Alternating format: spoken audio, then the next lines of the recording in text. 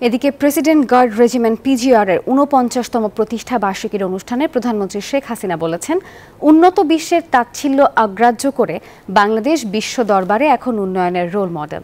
প্রধানমন্ত্রী আরও বলেন, বাংলাদেশ অর্থনৈতিক দিক থেকে বিশ্বের ৩৩তম বৃহত্তর অর্থনীতির দেশ। ৭৫ পরবর্তী সময়ে মুক্তিযুদ্ধের সপক্ষে সশস্ত্র বাহিনীর সদস্যদের হত্যা করেছে দেশবিরোধী চক্র। তার বাবার হাতে গড়া সশস্ত্র বাহিনীকে উন্নত করতে তার সরকার কাজ করে যাচ্ছে বলেও জানান প্রধানমন্ত্রী।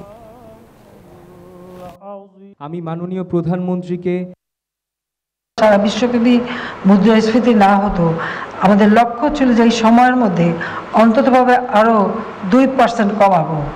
কারণ যে বড় দেশ বলেছিল আমরা বাস্কেট কেস পাবো, সেখানে দারিদ্র্যের হার হলো 17%।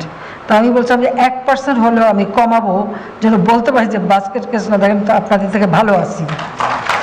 তবে এখন আমরা 18.7 আছি। ইনশাল্লাহ আমরা আমাদের সবাইকে একটু কৃচ্ছ্রতা সাধন করতে হবে, এটা আমি অনুরোধ করব সব ক্ষেত্রেই।